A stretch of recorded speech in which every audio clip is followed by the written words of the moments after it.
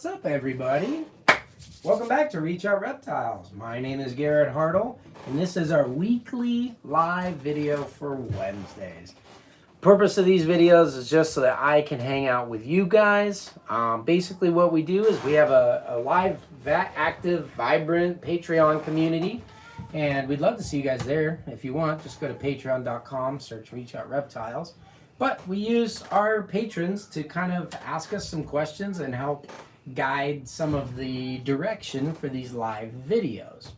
So that's always a good time. But if at any time any one of you guys watching wants to interrupt and steal the limelight, just shoot us a super chat. We'll stop what we're doing as soon as we're able. I'll give you our little super chat dance, and off we will go.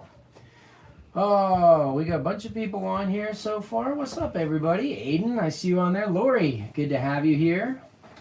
Elide 53, what's up? We got a super chat. Chris.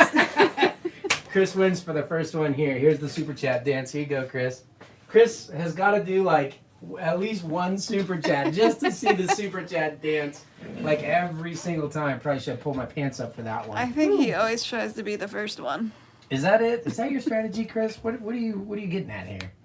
Anyways, Chris, thank you for starting that off with $5. That's very cool. So, any of you guys that wants to ask me anything live on YouTube, throw us a super chat and we'll go for it. Otherwise, we're talking about this is the last week's snake sale of this season. We're going to talk a little bit about refining some different bloodlines and how you guys can get the most out of your participation within the reptile industry. So, some fun topics, things like that. The first one we want to talk about, so we've been doing a holiday sale through the month of November just because we can. It's been a unique situation where we actually have some availability this time of year, which is great because the breeding season is long over.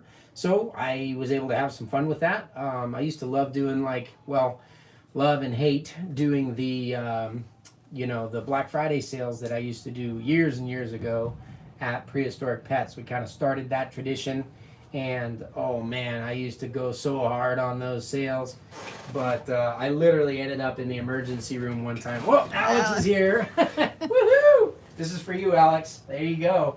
You got it. That's what you wanted to see. Oh man, Tom Belongin's new love. I think they're everybody's new love. We're all just kind of figuring out about it. Did you guys see the last video? Our Tuesday video, we talked about, hi Jess! We talked about the poster that Jess has hanging here, where we actually have all the dwarf and super dwarf localities, which is super cool. Kind of some general adult sizes. You guys can actually go on our website on reachoutreptiles.com and check it out. The reason why I mentioned it when you said Tom Belongin, Alex, is because all of my snakes, like those of you guys that know slayers, like that's very brown looking for a slayer. That's very brown looking instead of silver. These are normally quite gold. These are actually usually really silver.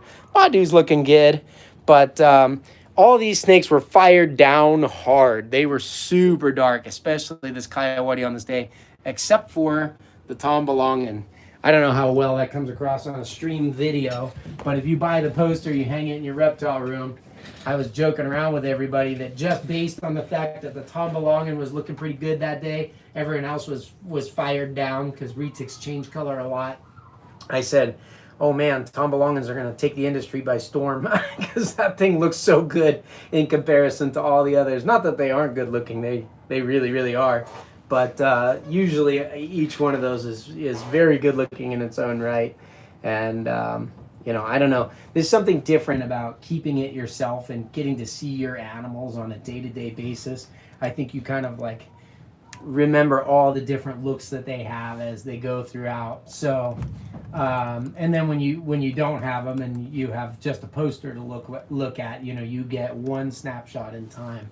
Nevertheless, I'm very excited about this poster because, I don't know, do you guys remember looking at, I would always go to nature centers or something when I was a kid, and they'd have the old Smokey the Bear snakes poster up or something like that, or Alligators of the World, or the old zoo books, for those of you guys that grew up back in the day reading zoo books, and you would open, and if it was the crocodile issue, you'd have 20, species of crocodile or whatever in there. I think it used to be 21. There's more now. But, and getting to see them all in one place, even though they were like illustrated. This is so exciting for me to have all 7, and we have the island on that poster as well, the little island chain with the names on the islands and stuff where they came from. It's so exciting for me to see all of the animals from that island chain represented on one poster, like in one place. I don't know, I can't get enough of it. I love the poster. So, anyways, yes, Alex, the poster was great. But, Jess, do we want to start right in with our Patreon questions and see how we go? Again, you guys feel free to interrupt us anytime. We love the support, and we just love hanging out with you guys here. Sure. So we just have a couple this week. Ryan would like to know, does breeding 2 different pure localities together diminish the bloodline value or cost? So you want to breed, like he's talking about 2 pure localities, right? Bred together. So say, for example, a Madu and a Kalatoa crossed. Still pure super dwarf. Am I reading that right? Ryan, are you on here? I saw Ginger commenting on there. Ginger is usually Ryan. Oh, what's up, Ginger Ryan? Anyway, but yeah, the pure locality stuff crossed together. I have a number of different snakes like that that I've gotten from other breeders. Okay, cool. I personally try not to do those breedings. At the same time, I really enjoy the animals that are crossed like that. So I couldn't say that you shouldn't do it or anything. But I'll tell you this. Let's say you took let's take 2 really highly desirable animals, right? So Kalatoas right now, kind of the industry standard, but oh my, are they hot right now. So you might be looking to pay for like a legit bloodline Kalatoa on the market, somewhere like $4,500 for a pair of them, right? Today's prices. And then if you take a Karompa, which are the most expensive pure locality that you can buy, those are going to be $10,000 a pair. And if you cross those together and you got a 50% Kalatoa, 50% Karompa, I could see where some people might say, hey, maybe it'd be like $7,500 a pair for those or something. But I would not charge that. I mean, it is a mutt, so it's not like you're making like a Labradoodle or something. I know a lot of people are like, oh, cool, it's like a lab, my childhood dog, but hopefully it doesn't shed, and sometimes you'll pay more for a Labradoodle than you would like a lab or something. But first of all, I think that's kind of silly in dogs. I think it's even sillier in the snakes. There are a lot of crossed super dwarfs. In fact, there's a lot of stuff being sold as Kalatoa or whatever locality, pure super dwarf, that are already crossed. So we got somebody on from Germany. Hello, how's it going? What's up, everybody? Thanks for joining us. So no, if I had something like a Karompa Kalatoa cross, I would sell that less than the price of even the Kalatoas, which would be pure. The last time we did a cross was kind of to combine 2 of my favorite old school super dwarf bloodlines. A lot of the older bloodlines, we didn't know what the localities were on them. And the first ones to come out were, as I recall, Kiowatis, where we actually knew what they were. And then, Kalatoas followed shortly thereafter, and then Madus. So, but a lot of those old school bloodlines. Super chat. Uh-oh. What's up? Legacy retics. Woohoo! What's going on? Just want to see Garrett spin and make my... Thanks. Oh, man, we love your guys' support. Thank you very much. No, a lot of that stuff, like, they didn't have good locality data, or they would come in and say, these were collected from the islands around Kalatoa. What does that mean? That could mean anything. And so, if you trace back to a lot of those original wild-caught animals, they came in with that uncertain locality, and there's a lot of people now that are trying to scoop up, like, old-school wife or something. Who's calling in? Anyway, there's a lot of those animals that never had the locality data when they were brought in. You shouldn't go back and add that to them. So we just call them old school super dwarfs. But Garrick the Meyer bloodline is gorgeous. Oh my goodness, do those super dwarfs look good. In fact, the video that's going to go up on this channel tomorrow shows a lot of our adult breeders, and one of them was that animal. It's a captive bred, collected from the islands around Kalatoa, probably across. We did breed one of those with a Travis Kubis line Kalatoa, just to bring two of my favorite super dwarfs together. And we sold the babies for less. I think the males were like $1,250 and the females were something like $1,600. Just good bloodline, small, pure super dwarf locality, pure super dwarf from those island localities, but not any one particular locality in general. Brian Kusko said, "Can't believe what you said about my Labradoodle." Brian, you didn't get a Labradoodle, did you? Did you really get a Labradoodle? I don't think so. Last I heard, you didn't have any dogs. I've been missing too much stuff. Melissa wants to know which Tomballongan we used for the photo shoot. Melissa, for which the photo shoot video from Tuesday, I'm assuming, is she's talking about. And for this one, that's actually the dad of the Phantoms. So that's kind of cool. If you guys bought one of the Phantoms or the normal Tomballongan crosses we made, those are the only Tomballongan crosses ever made in the United States. And the pure locality animal we used to do that, the pure breeder that was kind of snatching at the camera, was the sire of that clutch. So good times. So I wanted to mention the sale that we are doing this week. It goes till Friday at 5 Eastern. Please, guys, last week, oh my gosh, Jess, how many people called from like 3 o'clock on Friday afternoon last week? Yeah. Everybody. If you guys are considering buying something, drop us a message tonight so that we can handle that tomorrow. We've had tons of boxes and everything going out, and the problem is the sale ends Friday at 5, and I just leave it right there. And, I don't answer those messages because I'm with my family or whatever I'm doing over the weekend. Last weekend I was working at a show. So people are going insane all weekend long trying to get their questions answered, and the sale is over. So get your questions in early, but should we go ahead and show them what we got going on? Yeah, there was another comment from Patreon, was more of a comment. Had said, "I really have been digging these. Showing off what currently is available has been awesome. I'd love to see more of that." Oh, perfect. Well, yeah, so let's go ahead and do that. Actually, what we should do is moving forward on these lives, even when we're not doing like a sale. What do you guys think? Shoot us a comment here real quick or whatever, but what do you guys think about if we just did a couple of like featured animals, like just pulled out a couple that just shed or were looking good, some of the available animals each week? Is that something you guys would like to see? Now I know that you guys can, hopefully you guys know this, that you guys can jump in anytime, send us a message, a text, whatever, and we will show you our, available animals according to what might be good for you. But Melissa would love that. Yeah, great. Okay, so maybe You that's got another something we super should chat. do. Another super chat. Uh-oh. All right, let's take this one in the room. Woohoo! Who's super chatting? What do Well, I they have want? to read it from here. Oh, okay. Pairings for the upcoming season I'm especially excited about. Ooh. Let's look at the breeding book, I'll tell you. Oh.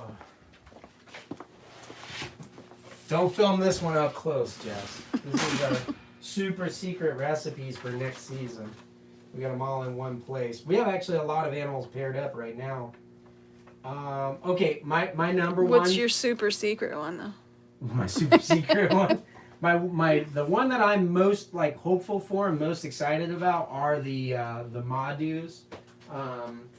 We have this female here is our last chance of the season. I have an older wild caught female. Let's see. This is her. She's going into shed again, but she's reabsorbed her eggs, and this one we call Grandma. She was actually in the photo shoot video as well. She's a sweetie. And you can see she's got a little bit of residual swelling here, but deep in blue. So we missed on her. The Madus have such a cool contrast between the white and the dark. Even though you can see she's really deep in shed, you can see the difference there. Look at that thick black outline on the tail, and it's super thin at the neck, almost gone. Pretty neat. But they tend to have a really wide back pattern and great contrast. So this is a captive bred Madu from the last captive clutch of it, and you can see the thickness going right in here. But look at that wide back strap and that crazy contrast between the Madus. Really add a lot of good looks. And we actually have some Madu influence in some of our animals that are on sale this week. Can you see? Look at it, especially down towards the tail. Look at how dark it is down here, how light it is there. That's a really nice looking animal. So anyways, she is sitting. She's doing something. She's cycling. She's off food. She's breathing like crazy. So that's my number one most exciting one. And then, yeah, I don't know. We have a lot of really crazy morph stuff attempted for this season. You know, for 2020, like the last season, we focused a lot on pure locality. And we will try to repeat some of those breedings, but we bent over backwards and we're actually able to offer 5 of those 7 localities. I don't know anyone else that even has 5 dwarf and super dwarf localities, like even one of each. And we were able to offer captive bred babies from all of them. Some of them, like Karampas, had never been bred before. You know, and then so like here's Karampa Mom, number 2. You know what this is, right? That's a pre-ov shed. She should ovulate in about 2 weeks. You can see how thick she is. Very different looking than the Madu. Good contrast, but those wide bleeding saddles, and you can't see her neck in there, but the really chaotic, busted up neck. Totally different, but Karampas would be really good. We are repeating, you know, we always focus on a lot of pure localities, but we're not going to have anything like what we had this season. And we are going to have a lot of new morphs, recessive combos, hets for things coming in for those people who enjoy the crosses. So that's pretty cool. So hopefully that answered your question. We pulled a couple of animals that I wanted to just show you guys and kind of feature. So also goes along with our Patreon question about, you know, how they want to see like what's actually available. So this week we are doing, what's our sale? It's like 15% off all of the Phantom stuff, right? Yeah. Guys? So Phantoms, if you guys watched what I thought was and like, free shipping. And 15% off and free shipping off any of the Phantoms. Today was the last day to ship until the Christmas rush. So if you buy something, awesome, get them while they're here. But, you know, you'll have to wait for safe shipping because we don't like to ship during that crazy shipment rush. But I wanted to show a few of these off. The reason why we did these guys on sale is because these were what I decided would probably be the best investment of 2020 was getting into the Phantom projects. I even did a whole video, you guys can look it up, on how to multiply the money you invested using a male. If you got a Phantom on the male side, we do have a couple females left, but they're pretty high end. And I mean, when I say a couple, I mean, I think literally we have 3 from the whole season Phantom females left. We have a little bit more than that on males. But this is going to be your best value. So commenters, do some math on there for me and let me know. This guy is normally $1,500. What would be the 15% off? I would do the math, but if I mess up on live, I'll be so You'll be embarrassed. stuck with it. Yeah, yeah, right. But you said it was only so much. Yeah. Yeah. So, what is that, guys? $13.50. Yeah, there you go. Is it $13.50? That's well. I'll blame that on Zach if it's wrong. Zach, I think you're wrong. Brian said nope. That's 10% off, buddy. Keep going. Cheaper. Can we do closest without going over? Best. Yeah, best value on Phantoms for the season. This is a 50%. Ron said minus 225. Right. Lori says 1,200. Oh my gosh, you guys are all over the place. Can someone please decide what 15% off $1,500 is? This is a $1,500 Phantom. This is $1,275. Okay, that sounds more. Yeah, that sounds about right. This is a 50% Kalatoa. He's past that anery, but these are really, really small bloodlines, even though at 50%. So, I mean, these are the ones whose their moms after laying were like 3,000 grams, less than 3,000 grams, and the dads are like 2,000 grams. So this guy's probably going to be something like 2,000, 2,500 gram adult. But this is a 50% Kalatoa Phantom. He's the least expensive super dwarf Phantom, really small size. You can see a lot of the Kalatoa influence. But just to talk about the Tombolongan, which is a completely different subspecies, everyone wants me to tell them if this is a dwarf or super dwarf. I say, Those are dumb labels anyways. What do you care? It's a Tomballongan. Tomballongans are about as small as Kalatoas. But look at the orange on those boogers. Holy cats. These are even less expensive. So I have 2 male phantoms. We're, jokingly call them. That's our nickname for them. But we only have 2 more of these. And they are, can you see the orange on the color? This guy's more like a silver gray. Look at the orange on that. They're normally $13.50. So you guys can do your math again. You're so good at it. Zach's and take still 15% off. Sorry, guys. Yeah, Phantom. Holy crap. Look at that thing. Color and contrast for days. These are also Posset albino. So can you imagine making like some nice purple Phantom Tomballongan locality stuff? I've only got 2 left. And that's only because, as you can see, we're pulling them out of this rack. This is mostly the stuff that's sold right now. But this guy's owner, just decided to go a different direction than this male. And he kind of upgraded his choices. I don't know if you can upgrade color-wise from that, though. He may never recover. So we have one other one left, and we got this guy.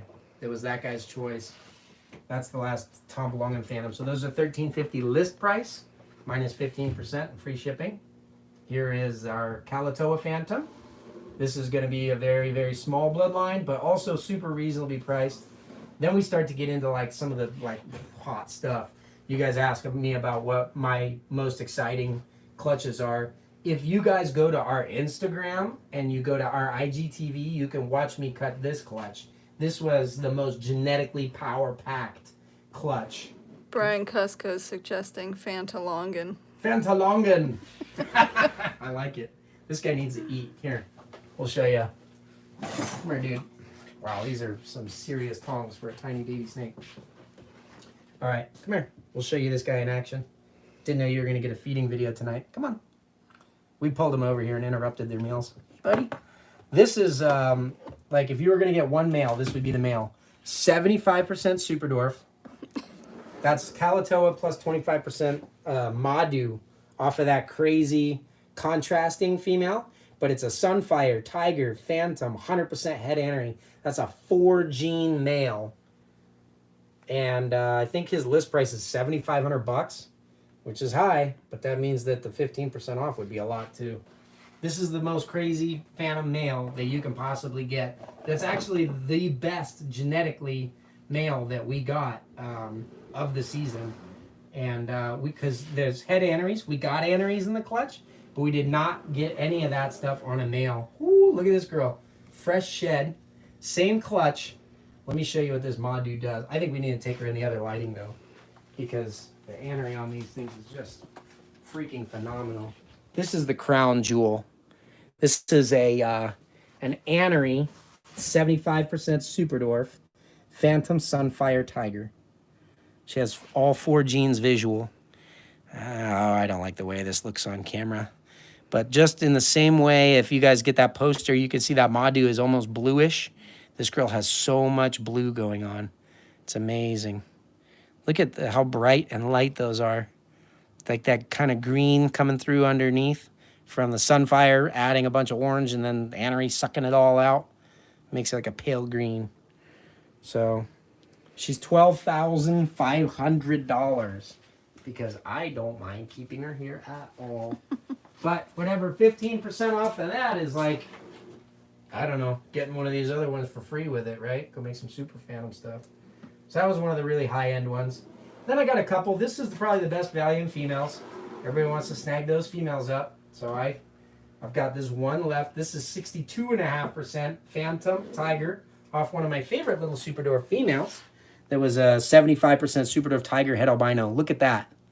So this one here is, sorry, I'm throwing a lot of numbers out. This is 62.5%. Just don't make them do math anymore. All right. Kalatoa, Phantom Tiger, Posset albino, female.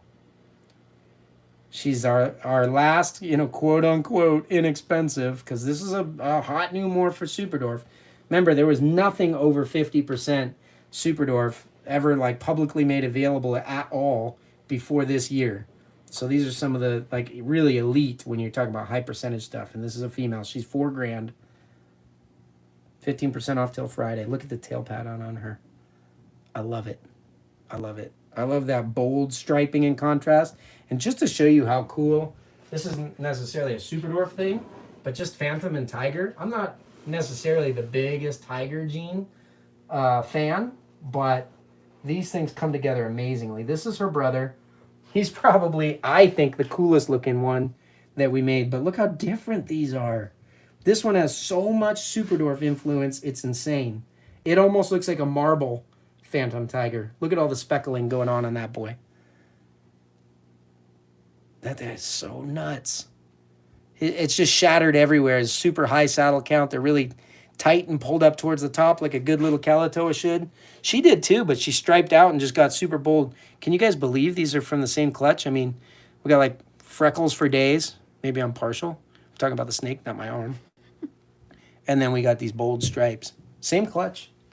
So, get some nice Phantom stuff kicking around. And again, the Phantom is half of the equation to make a Super Dwarf cow. They also make the Super Phantom stuff, which are a solid white snake with blue eyes. Andrew's asking if you ask customers if they have experience with reticulated pythons before they buy a snake. Absolutely. Yeah, I mean, actually, part of the whole reason we only do Dwarf and Super Dwarf is because they do end up making much more manageable snakes for people than a mainland would. And I think retics are so cool that when people get their hands on one, especially like a baby at the show, they end up falling in love and they're like, I know I shouldn't get a snake that gets this big, but I'm going to go ahead and do it. And that's where you end up with like unwanted animals. I didn't want to contribute to that problem anymore. So that's why we don't breed any mainland stuff or make them available. But yeah, we always try to vet and feel out our customers. It's also why we don't just put like buy it now buttons on our website or whatever so anybody can buy anything. But the truth of the matter is a lot of the pure Super Dwarfs are extremely manageable snakes. Like if you rewind and you look at some of our pregnant breeding adult females that are in those, ball python tubs, it's pretty crazy. So that definitely helps a lot. So we got everybody in here. What's up, guys? How you guys doing? What else you want to see? Throw me a super chat. Besides my dance, you'll get that for free when you do the super chat. Do you want another question? Yeah, give me up. What's up? Ryan again. What are tips to encourage customers to consider a smaller or new breeders for purchasing a new pet? How to promote quality over quantity? Tips for people who are aspiring breeders? Yeah, to encourage customers to buy from a new breeder. Not following you. What are tips that I can give away? To encourage customers to consider smaller or new breeders for purchase of a new pet. I got you. So, like Ryan is actually considering breeding. We actually shipped them out a female snake today, right? So should be there in the morning, which is awesome. So, with any of these animals, whether it's me or anybody else, you want to follow the bloodlines. There are a lot of people who love throwing labels around. You'll see, that's why I don't say, oh, Tom Belong is a dwarf or it's a super dwarf. A lot of Americans like to think it's a dwarf. A lot of Europeans like to think it's a super dwarf. But the actual definition for a pure locality being one or the other doesn't exist. So I guess if you can show me the definition, I'll show you what it is. But if you want to look at sizes, and Tom Belongans are, similar or maybe a little bit bigger than a Kalatoa or something like that, I don't know if you want to call it a super dwarf. That doesn't bother me. But what a lot of people do is they will rebrand things. They're repackaging things. So people didn't have the localities on the beginning, so they called them super dwarf. That's a label that it has been used and has stuck since the beginning. And there are certain rules about applying that, especially to morph crosses and things. But one thing you'll notice that the true enthusiasts do is that when a new bloodline is created, they'll name it, So Super chat. Woohoo! What's up? Lady Geckofoot. How's it going? Let me finish this thought real quick. But so like with our Kalatoas, we're not just calling them Kalatoa. We're not coming up with a new name like they're unicorn fart line or something like that because they're so small or whatever. But you name a bloodline when it originally Another comes super in. chat. Oh my goodness. They obviously are not interested in what I'm trying to say. But like our animals, we'll trace back. We'll say, okay, these are the animals that are descended from that pair that Forrest Fanning bought with me that was imported by Dan Maleri. Or these go back to Travis Kubis bloodline Calatoas. These animals here were produced by those ones that Andrew Acevedo made, or that John Cashman bred, or that Richard Bilbo line snow stuff. And what we do is we trace it back, and then Richard can tell you where he got his stuff from, and they can tell you where they got their stuff from, and you have a traceable thing. So you follow the bloodlines on the animals.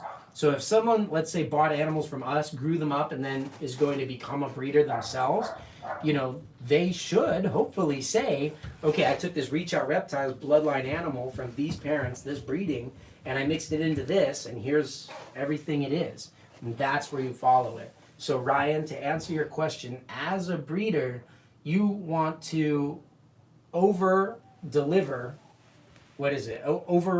Over-promise, under-deliver? I'm getting it backwards. I'm going to blame the Lyme's disease.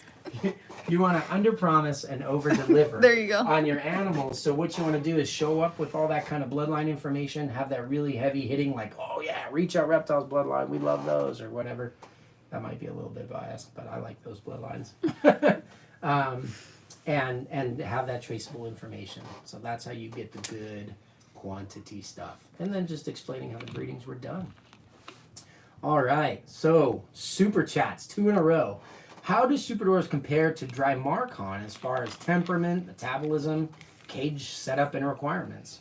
That's an interesting comparison.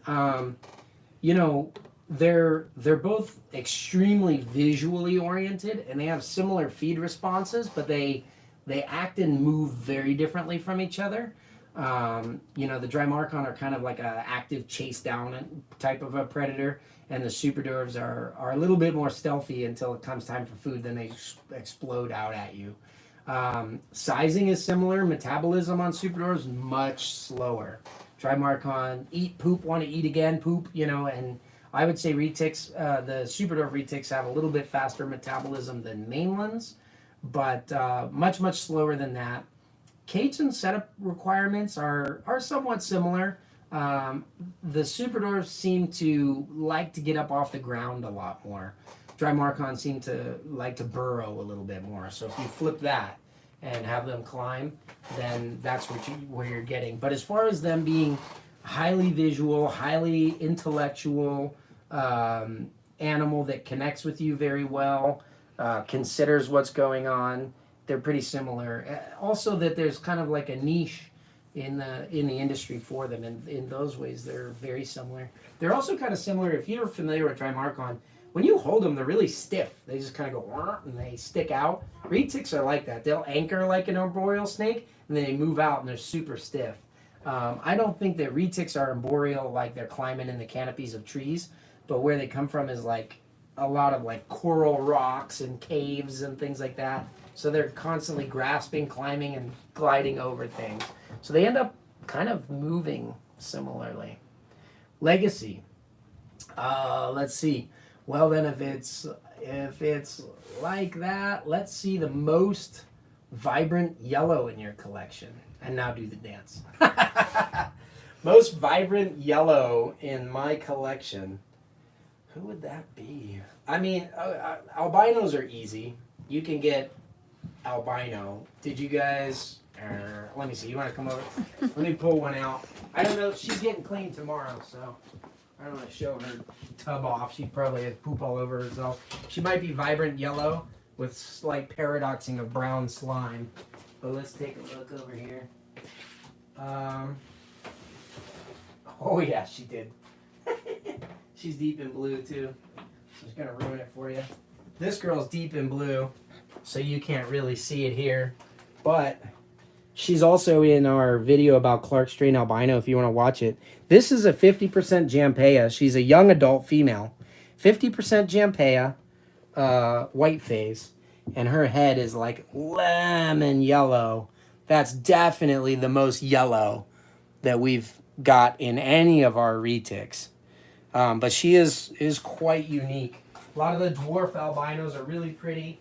I always say just a little bit of Jampea goes a really long way when it comes to crossing morphs. But if you want to go, like albino, I almost consider like cheating. So if you want to go like crazy yellow, you need platinum, and then you need something from Saputrii, which would be Slayer or Tombolongin. And the Tombolongin platinums I don't think have been made, but oh my goodness, can you imagine? So let me show you this guy. He's breeding. He's a little bit of a jerk right now. But if I could just pull him out, let him go back in, and not get all peed on. This is a 75% dwarf animal. He has 25% jamp in him, which certainly doesn't help. He's also a head anery, but he's 50% Slayer. So 75% total. He's been working hard. Showing adults is, let's just show this. We'll just call out the elephant in the room. Look at this guy's face. He's all beat up. Can you guys see that? It's hard for us. We take him out and we put him in these like, out of the big cages, and we put them out in these like timeout cages, if you will, just so that they'll eat, because he's breeding. He's actively breeding right now, and they, oh my goodness, do they get so mad they'll wear themselves out going back for the female. But anyway, yeah, this is yellow. That's crazy yellow. 50% Slayer, platinum. I think she's reabsorbing, but we did 2 unrelated clutches of Slayers last year, or last season, to bring them on, and those are all sold out, sorry. But I'm taking one of the more common bloodline of Slayers that's in captivity and breeding a female to that to get 75% Slayer, 25% Jam, Platinums. He's 100% head anery. They'll be pos head anery. So that's another really cool, like from a locality cross standpoint, which kind of brings us into our refining bloodlines point. Platinum, like if you go to mainland retics, a platinum is like the same price as a normal pretty much. It might be a little bit more. Why are we chasing 3 generations into particular things? We got the Jamp and the Anery that we wanted, bred it to Slayer, and now we're breeding it to an unrelated pure Slayer again, because that's yellow, right? I mean, you guys saw that. Those things are gorgeous. And if you didn't get to see enough of them, go back and watch the video we have on Platinums, and you'll get to see them up close in a non-streamed video format for better color. But those are going to be insane. So one of the things that you have to do if you really want to refine bloodlines is sacrifice what is most popular to do in the industry right now as people chase dollars, which is like cranking the morphs together. You know, everybody's always wanting to, you know, okay, let me do this morph, let me do that morph, let me, you know, now let's add this morph to it, let's add that morph to it. You have to get away from that and get into, I mean, think about it. That's a 50% Slayer. I would be breeding him to a pure Slayer again and giving up a clutch of pure Slayers just to add 25% more Slayer on that. But I think that second generation of cranking those things together is really where that stuff's going to be at. That's definite refinement of the bloodline. The other thing would be, you know, sacrificing the total numbers of animals you can make. We're still definitely small numbers wise as far as what we produce, because we choose so many small bloodline females. So like when people are like, oh yeah, I got my pure Kalatoa of the finest quality, just gave me 38 eggs or whatever. That's crazy. That's a big snake. You can't, I don't care how small the eggs are, you don't get 38 eggs out of, you know, a little female like that Karampa or the Madhu that we showed you at the beginning of this video.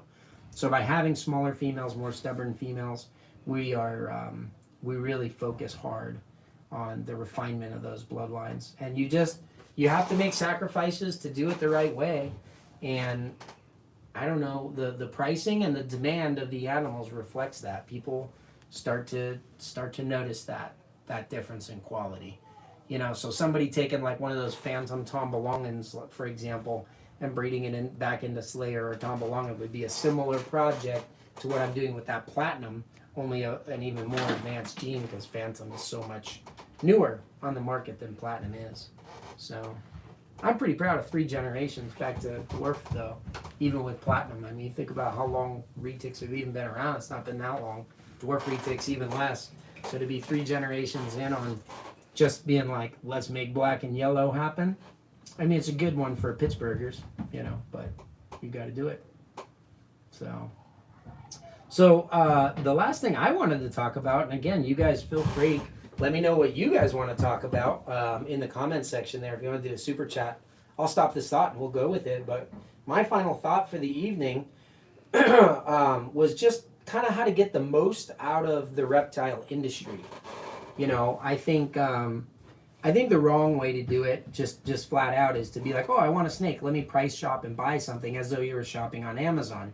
You're supporting practices and people that you have no clue what you are doing. So a big step in the right direction, and I can see the names of the people that are in here.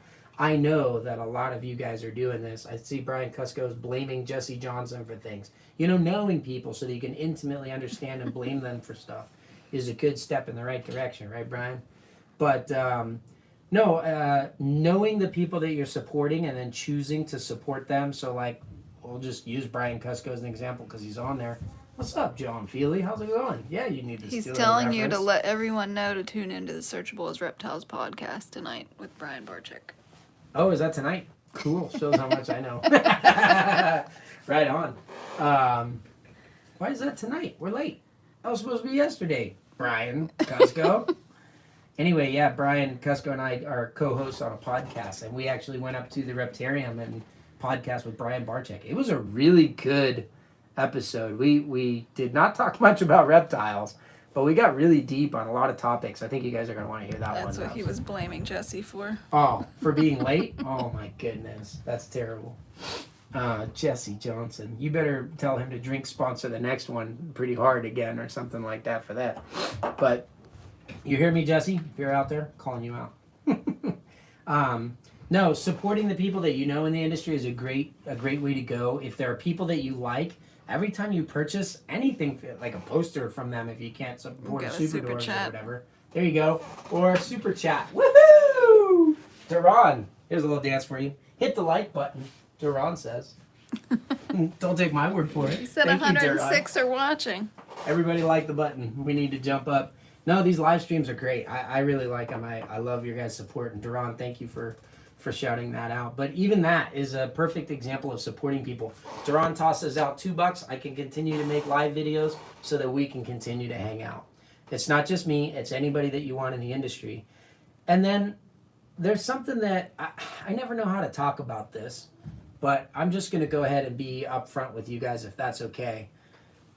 You have to give back to the industry. So it's not just about intelligently spending your money. It's like money you receive.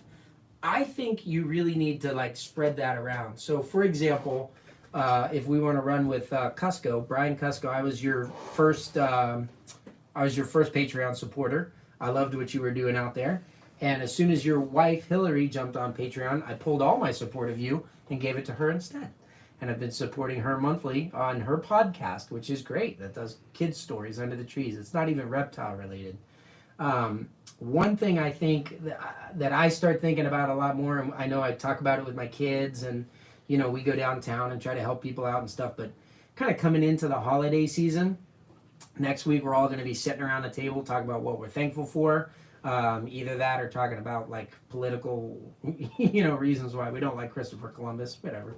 6 of one, half dozen of the other. But it is a good time to sit down and remember to be thankful for the things that we have and then consider the people that don't have. So charity is always a big thing. Jess, you can attest to this.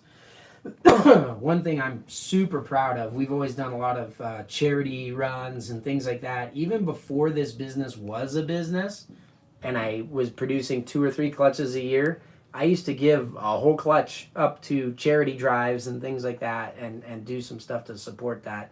But throughout this entire year, 2020, with all the bad stuff going on in the world, and even before it happened, one goal that I set for the company was to give 10% of all of our sales to charity. That's a huge number, guys. I don't know if you guys can imagine giving 10% of something. It doesn't matter how much you make, it's all relative. 10% is 10%. If you make a lot, it's hard, but we've been able to keep up with that all year. And we support things like digging water wells in Africa. The Daughter Project is something run out of India for getting women out of the slave trade, which has been a big deal. We do a lot of local like homeless shelters and stuff here in Pittsburgh, and then we love taking our kids to do that. It's like my daughter Kira in January for her birthday asked if we could get the biggest birthday cake for her, and we took it down to a homeless shelter, and she served her birthday cake to a bunch of guys at a homeless shelter. And that was all her. That wasn't us requesting that or anything. But, oh my gosh, is that rewarding as a father to see that kind of stuff getting done. I think that stuff is really great. And the way that the kind of feeling that you get, that's something that we've been trying to bring. I try to give it to my kids, and then I try to bring it to the industry as well. So I honestly think the way to get the most out of the reptile industry is to sit down. It doesn't have to be financial, but if everybody sits and thinks, what can I give to this industry that we love and participate so much? What are my skills, any talents that I have, or even if it's just my time to help people. We've had so many people help us, like Laura, give you a shout out for setting up our Discord for Patreon so that we can have that community there, people chatting and talking super dwarves and getting help and all that kind of stuff on there. It's been great. She donated her time to do all that kind of stuff. What can you guys do that you can bring to the industry? I think a lot of times we naturally think, hey, if I breed this to this, I can make those. And I compared myself to somebody on Morph Market or some other classifieds, and I can get this much out. I can get this much money out. And then in marketing, I think a lot of times we're like, oh, if that guy wins, we lose. Or if we win, we need to make other people lose. And you're talking about, like if you have a pie chart, that industry is a pie, and you're like, I need to get myself a bigger piece of the pie. You go down this greed route, and it just makes everything super competitive. The podcast we talked about with Barcheck, he's been very, very affected by just the kind of ruthlessness and greed of high-end industry stuff all along. It's taken a big toll on him, which is terrible to see.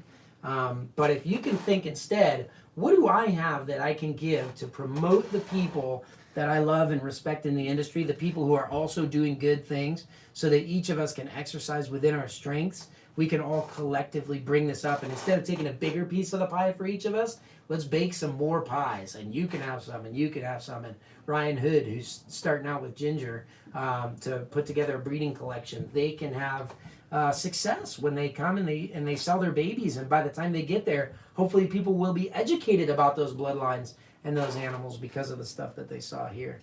So that is my sermon for the week. Jess, do we have anything else from Patreon for the day? Nope. Unless anybody else wants a last minute super chat action, then I will leave you guys with this. Next week is a holiday week. Our staff is working a short week. We will still have a sale going on, but it will not be a snake sale. It's going to be a swag related sale for next week, so that'll be a lot of fun. But we will not be doing this live feed next week. We will still have our other videos, so those of you guys that haven't figured it out. Get another super chat. Every Tuesday is Aiden. John, Philly, what's up? Woohoo! What's John want? The mindset y'all have is the reason I will always support. Also, shake your booty for a super chat. Done and done. Oh no, Brian Cusco. Woohoo! This is for you, Brian. That was $9.99. He gets a better dance. A better dance? I'm sorry, Brian. I don't have a better dance. Way too white for a better dance, but I'll do the little turn around and shake your booty thing. But yeah, so next week we're going to take the live out so we can all be with our families, mostly me and Jess, who make these things happen. Everybody say thank you to Jess. She loves being on these videos so much, especially when I turn the camera on her live. Yeah, we're going to do that. But every Tuesday, Aiden posts his video. If you guys didn't see the one from this Tuesday, it was a good one. You get to see all the locality Super Dwarf retics getting their pictures taken for the poster. tomorrow is another one for everybody that wants to check out adult super dwarf and dwarf, even crossed animals, all the way up to mainland. We're doing a size comparison video that's pretty exhaustive but fun to watch. So a lot of information in tomorrow's video coming out. Well, Kalubert said there's a lot of dancing on this channel. There is a lot of dancing on this channel. It seems to be getting more and more dancing, which is pretty weird. Maybe we'll have to do something else when there's a super chat. I don't know. But I don't know. John Philly at least likes the booty shaking. So, and he says, thanks, Jess. I can see some of your comments on here. There's another super chat. Oh my gosh, Cameron. Woo-hoo! He got a white-faced tiger from me. Can you see the dam and the sire? Oh my gosh. You're going to have to be more specific. Cameron, I don't know that You got another one. that I know the work. Petey's reptiles. How about this dance? Woo-hoo! Can we do this? Is this a dance? Does that count? Oh man, you guys are awesome. They're getting more unique when they get them in at the last minute. Yeah. Cameron, the white-faced tiger. Got another one. Are you serious? Do the dance. Let's see a Mochino tiger too. All right, hold on. Come here. We gotta get in here. Come on, Chris. Let's go. Super chat it in here. Cameron, your animals. I believe we're from a snow. What was yours? Yours. You're gonna have to hit me up because I want to make sure that I got it right and get you the right animals. No, it was a white-faced tiger, so you didn't come from this guy. Yeah, this is our super snow.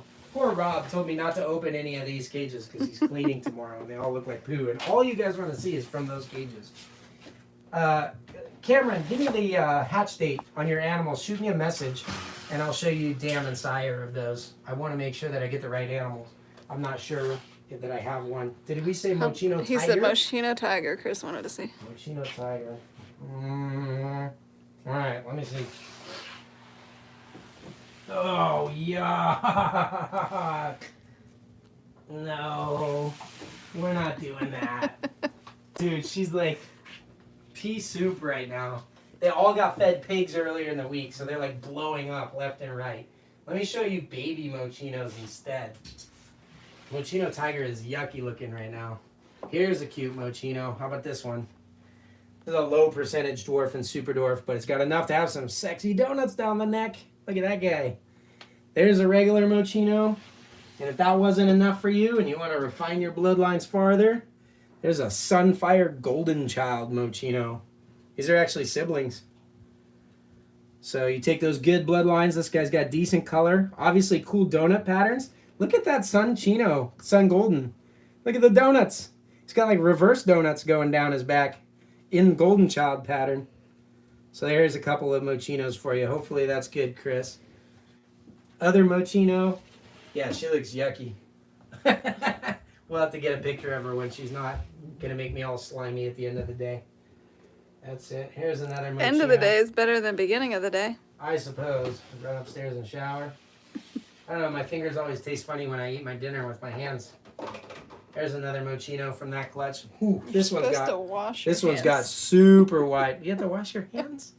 I haven't heard anything about that. Where's 2020 been? They don't talk about washing your hands in this day and age. Yeah, look at the super wide pattern on there.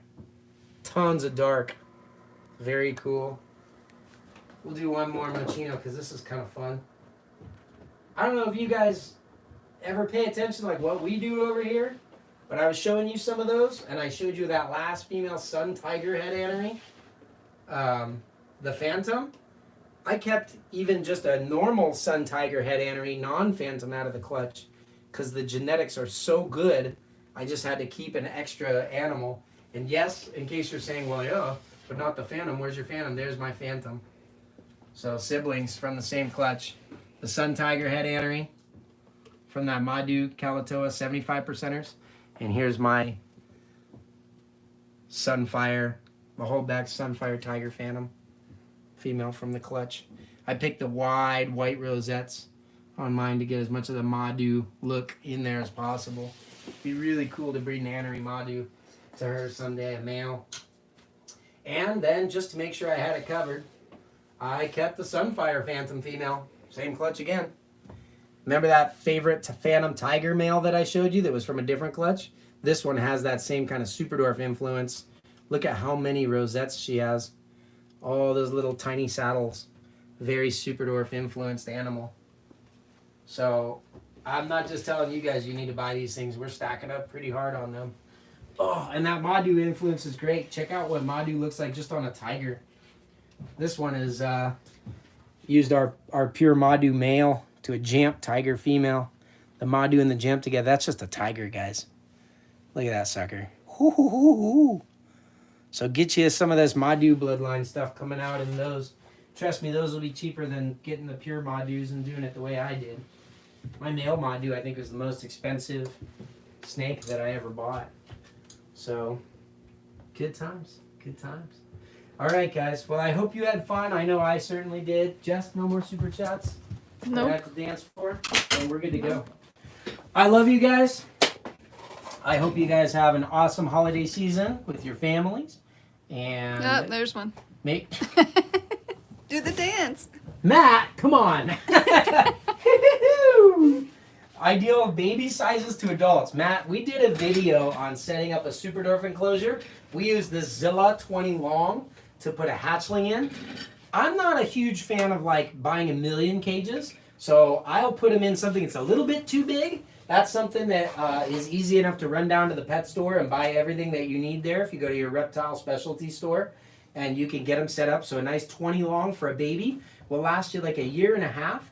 That gives you time to decide on the adult enclosure what you want. I would get as big an enclosure as you can afford the space and the money to buy. The snakes will use it, and they are so much fun in big, beautiful enclosures. Our new facility, I plan to do exactly that, up the size for everybody. And then what you want to do is, you know, like I would go like as cube style as possible. So let's say you get a retic that's like the most minuscule bloodline, and you're going to get a 6 foot retic. If you can put that thing in like a 4 foot by 3 foot by 3 foot cage, oh, that would be like a mansion for a snake like that. And you think about it, that's not that big a cage, 4 by 3 by 3, but by getting the smallest retic possible, you can really give that retic a really good life. So that's kind of the way I like to do it. But that's it. I'm signing off with there. We'll catch you guys next time. Thanks, everybody.